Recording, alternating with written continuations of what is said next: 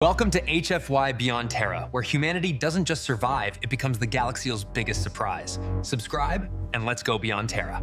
At Kestrel Academy, silence wasn't a rule. It was a currency. You could spend it in lecture halls to buy a professor's patience. You could hoard it in formation to avoid being noticed by upper-class cadets. You could weaponize it in the commons by letting it bloom around someone who'd embarrassed themselves, proof that the whole station had witnessed the moment and filed it away. But the kind of silence that fell in the cerulean atrium that morning, that was the kind you didn't spend. That was the kind you survived. Naya Rourke stood under a ceiling of drifting hollow constellations and tried not to look like she belonged in a place where even the light had an accent. Kestrel Academy wasn't built to impress humans. It had been built long before humans arrived on the interstellar stage, when most species still measured distance in seasons and not in jumps.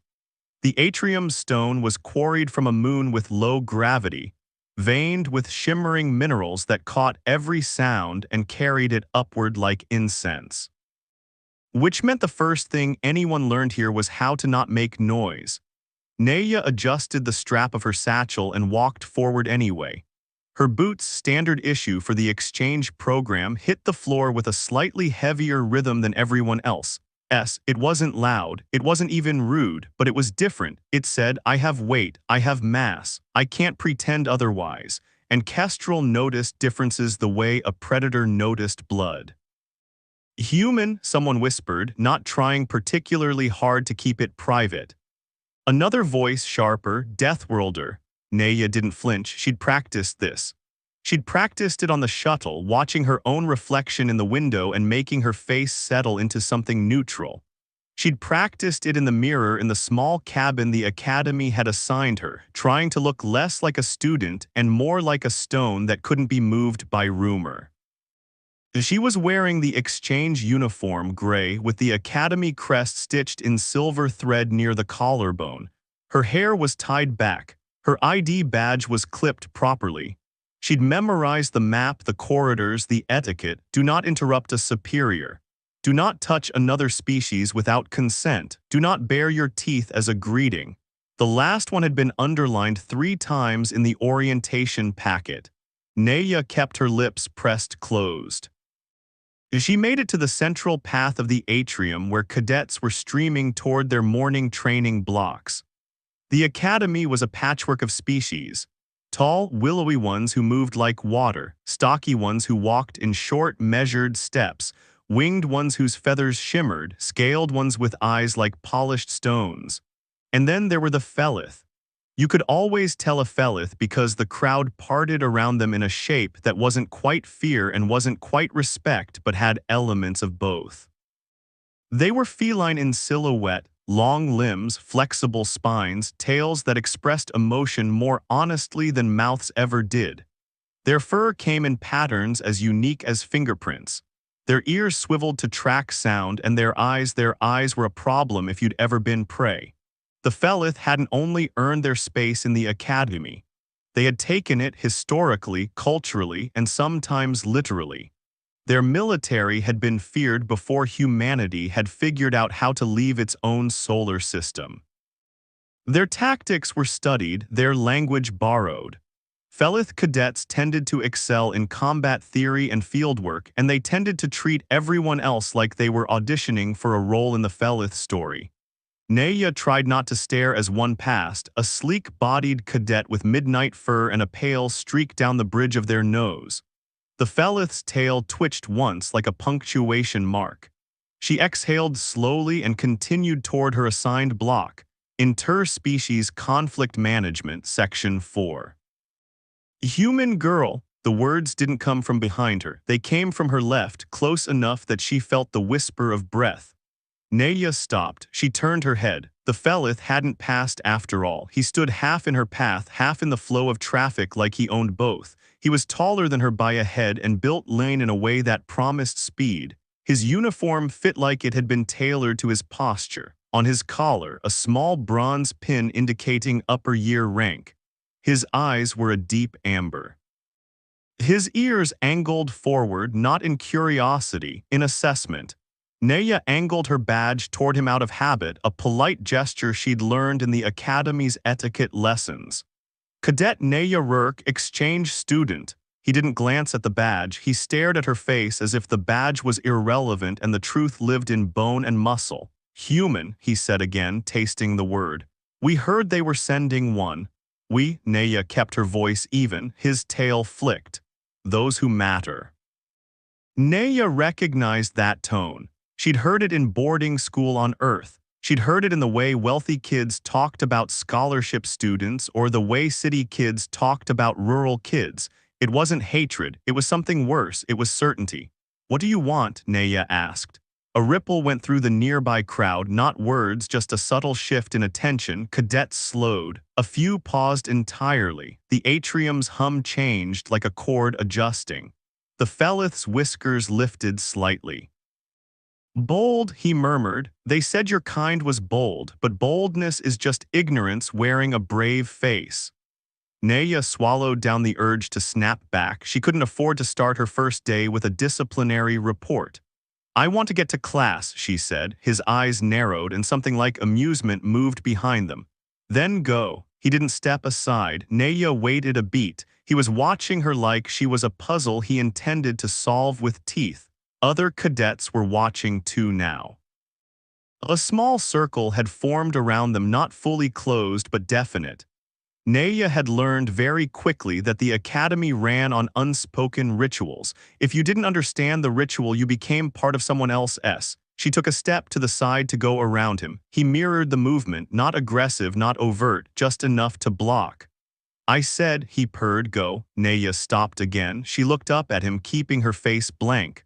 What's your name? She asked. A few ears perked. A few tails stilled. The Felith's lips peeled back just a fraction, revealing a flash of sharp teeth. The gesture struck Naya like a cold splash of water. Orientation packet underlined, do not bare your teeth as a greeting, but he wasn't greeting, he was doing something else. He was showing her he could. I am Sivek, he said, of Claw second lineage. That title meant nothing to Naya, but the way the other cadets reacted told her it meant something to them. A faint dip of heads. A respectful widening of space. Sivek leaned closer, his voice lowered to something intimate enough to be dangerous. You walk heavy, human, you breathe loud, your scent is bright. Naya held still. He inhaled again, slow and deliberate, as if tasting her on the air. Then his throat vibrated. The sound that emerged wasn't like a purr. It was deeper, rougher, a growl that traveled through the stone floor and into Naya's bones. It was animal and language at the same time. It said, I see you. It said, I could end you. It said, will you prove you belong? The crowd reacted like someone had pulled a plug on the station's oxygen. Conversations died, footsteps halted. The hollow constellations above continued drifting, indifferent. Naya's heart kicked hard against her ribs. Somewhere in the back of her mind, a survival instinct, ancient, unpolished, flared. Earth wasn't a death world in the way the galactic community defined it, not compared to some of the worst. But humans were built from centuries of running, hunting, being hunted, then turning that experience into sports and stories and stubbornness. And Naya had grown up with a grandmother who'd worked with rescue animals. She de-learned early that sometimes you didn't calm an aggressive dog by shrinking. Sometimes you calmed it by being certain, by being bigger in spirit than its fear. She heard her grandmother's voice, clear as if spoken in her ear. If you back away from a bluff, you teach it that bluffing works. But if you challenge too hard, you trigger a bite. So you match, you don't escalate, you match. Naya lifted her chin. She didn't bare her teeth. She didn't reach for any weapon. She didn't have one yet anyway. She simply opened her mouth, and from deep in her chest, she let out a growl of her own. It wasn't a sound she'd ever used in polite society. It was rough, low, resonant, more like a warning in a forest than anything human language typically allowed. She'd practiced it once as a joke with friends after watching old Earth documentaries about big cats. It had always made them laugh. No one laughed now.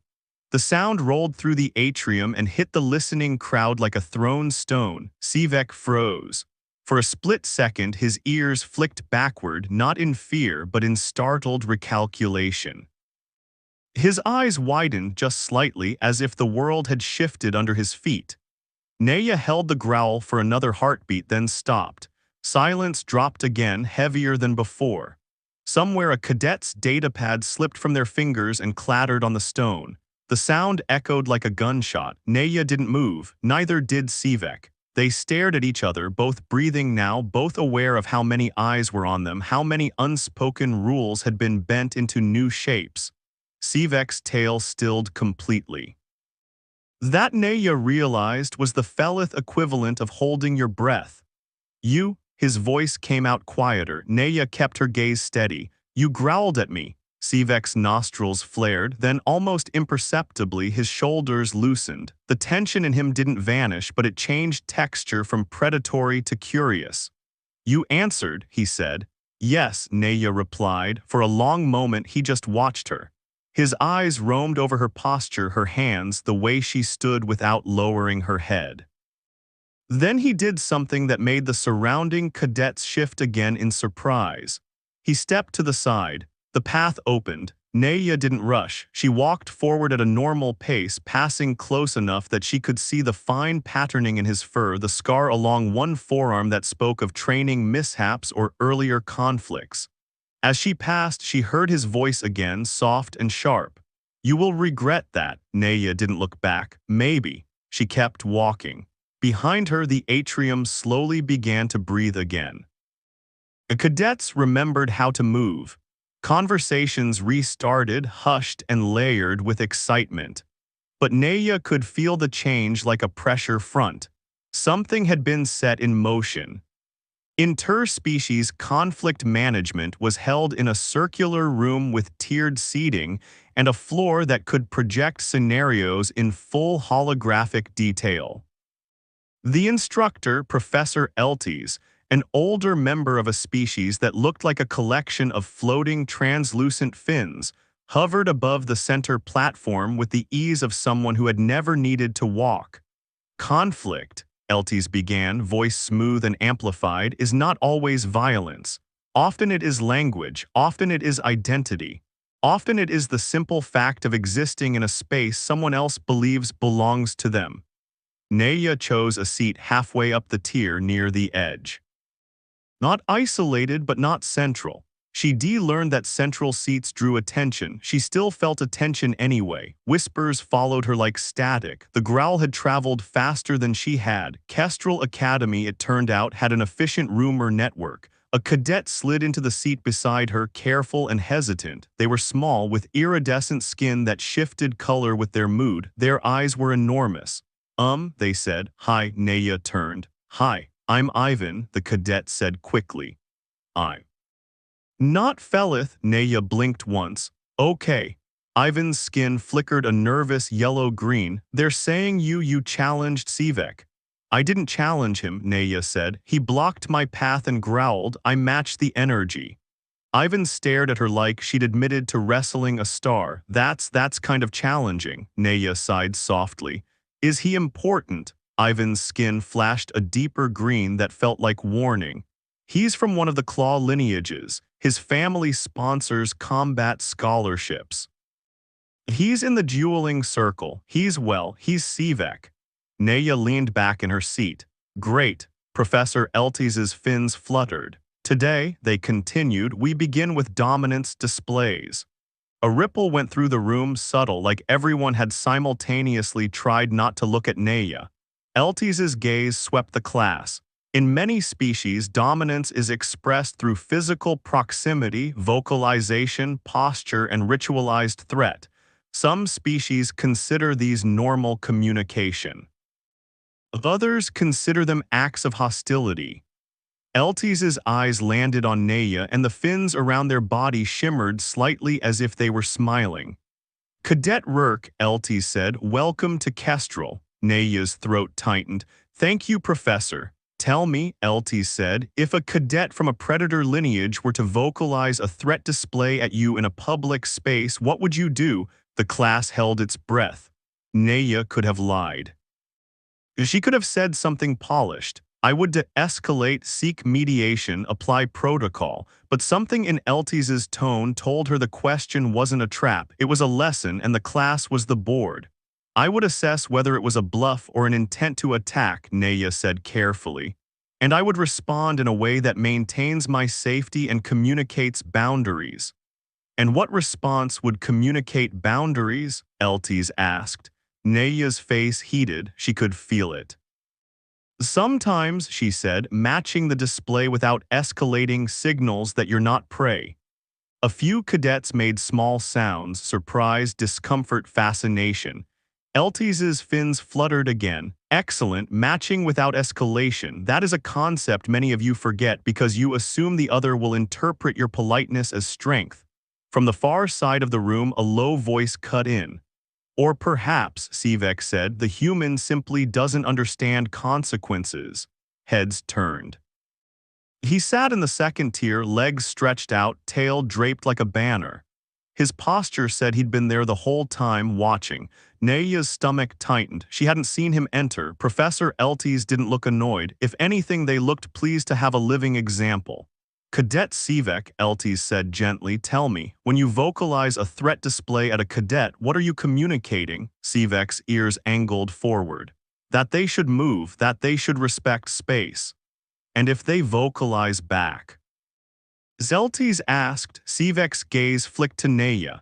That they are foolish. Or he paused, and the pause itself felt like a blade being carefully set down. Or that they are not prey. A hum moved through the room. Eltis floated slightly higher as if to hold everyone's attention together. Good, so we have two interpretations. Now what happens when different species interpret the same display differently? Ivan whispered beside Naya, almost inaudible. Usually someone gets hurt. Naya kept her eyes on the professor. It becomes conflict, Eltis said, and conflict is not always resolved by who is strongest. Sometimes it is resolved by who understands the rules being played. Eltis's gaze lingered on Sivek. Cadet Sivek, did you intend to initiate a physical confrontation this morning? Sivek's tail twitched. No, Professor. Did you intend to intimidate? Eltis pressed. A faint tension pulled Sivek's mouth. Yes. And did it work? Eltis asked. The room felt like it might crack. Sivek's eyes narrowed. He looked at Naya again, really looked, not just assessed. Then with a slow exhale he said, not as intended. A few cadets actually laughed, shocked, quickly choking it back. Eltis's fins flared with satisfaction. Then we have our lesson. They turned back to Naya. Cadet Rourke, in responding, did you intend to insult? No, Naya said. I intended to not be cornered. Eltis dipped. And in doing so you have become interesting. The word carried weight. Around Kestrel, being interesting could be dangerous. Sivek's voice slid in again. Interesting things are tested. Naya's eyes met his. So are bullies. Another hush. Even Eltis seemed to pause, letting that hang in the air. Ivan's skin turned a bright, terrified orange. Professor Eltis finally spoke. Cadets, you will all be tested. That is the purpose of Kestrel. The question is not whether tests happen, but what you learn from them. They flicked a fin and the floor lit up with a holographic projection. Two figures in a corridor, one blocking the other's path. Scenario 1, Eltis said, a dominance display in public. You will pair up with a cadet of a different species and practice de-escalation strategies. Naya's heart sank. And then, as if the universe had decided subtlety was boring, Eltis looked directly at her and Sivek. Cadet Rourke, Eltis said, Cadet Sivek, you will demonstrate. A collective inhale. Sivek stood smoothly as if he'd been waiting for it. He descended the tiers with a predator's grace and stepped onto the hollow-lit floor. Naya stood too because she didn't see another option. She walked down, her steps heavy, and felt every gaze follow her like a targeting system. When she reached the floor, Sivek was already positioned, angled slightly so he could block her path. The hologram shifted around them, corridor walls, distant echoes, the illusion of privacy that wasn't real. Eltis's voice came from above. Begin, Sivek leaned in. His throat vibrated again, a controlled growl less intense than in the atrium but unmistakable. Naya's pulse leapt, but she kept her face neutral. She didn't growl back immediately. Instead, she did something she'd seen animal handlers do. She breathed in slowly, then out. She relaxed her shoulders, and she spoke. "Sivek," she said, using his name like a hook. "What are you trying to accomplish right now?" The question landed strangely in the simulated corridor. It wasn't a counter-threat. It wasn't submission. It was analysis. Sivek blinked just once. The growl faded to silence. His ears angled slightly, confused. He stopped, as if realizing he'd been prompted into saying something he hadn't meant to. Naya continued, calm and clear. "If your goal is for me to move, I can move without you intimidating me. If your goal is to establish dominance, then we're in the wrong class." A murmur rolled through the watching cadets. Sivek's tail lashed once, irritation sparking, but his posture shifted too, less like a wall, more like a person being forced to engage with the situation instead of performing it. "You talk too much," he snapped. Naya nodded. "That might be true, but talking is one of my tools. Growling is one of yours. We can either keep using tools to hurt each other, or we can use them to communicate." The room was so quiet that even the hollow constellations outside felt distant. Sivek's eyes narrowed. He stepped closer. Naya held her ground, but she angled her body slightly, not squared off like a challenge, but not turned away like fear. Balanced. Professor Eltis's voice floated down, almost reverent. "Observe, she is setting a boundary while offering a path out." Sivek's whiskers quivered. His gaze slid over Naya's throat, her pulse visible there. Then he looked at her eyes again. "What?" he said softly. "Are you?" Naya didn't answer with species. That was the obvious answer, and it wasn't what he meant. She thought of Earth, of gravity, of the way humans had learned to survive by being loud and clever and stubborn. She thought of the atrium's silence breaking under her growl. "A student," she said, "same as you." Sivek's ears tilted back, uncertain, not fear, not weakness, something like respect trying to find a place to land. "You should have bowed," he muttered, but the edge was gone. Naya shrugged slightly. "You should have moved." A few cadets actually snorted. Sivek's tail flicked, but this time it wasn't a threat, it was an unwilling amusement. Professor Eltis's fins fluttered in delight. "Excellent, now cadets discuss."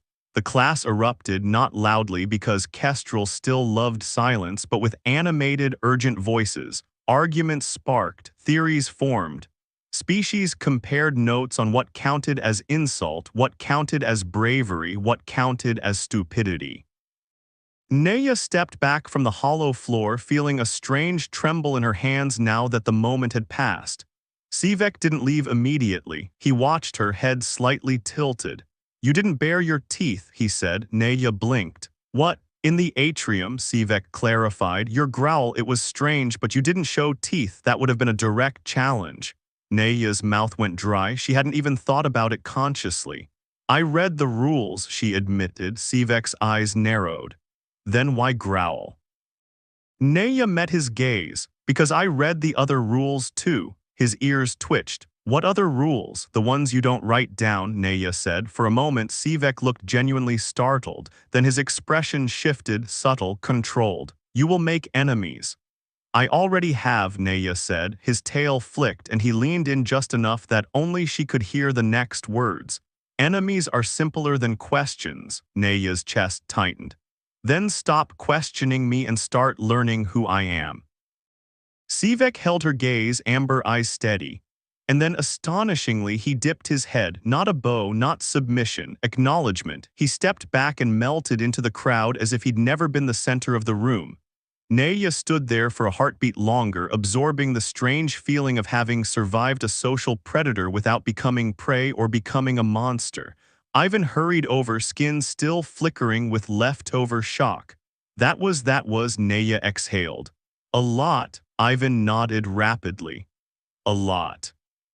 Naya looked around the classroom at the cadets watching her with new expressions, not just suspicion now, but interest, caution, calculation. She realized what Professor Elties had meant. She had become interesting, and at Kestrel Academy, interesting things were tested. But Naya had grown up under a heavier sky. She knew what it meant to carry weight and still keep moving. As she adjusted her satchel strap again, felt her boots grounded on the stone, and let the silence around her settle into something she could hold without fear. If the Academy wanted to see what humans did when cornered, she could show them, not with violence, not with bravado, with boundaries, voice, and the kind of stubborn courage that didn't need permission. Outside the circular room, the corridor stretched long and bright. Naya started walking, heavy, steady, unashamed. And this time, when whispers followed her, they sounded different. Less like a warning, more like a beginning.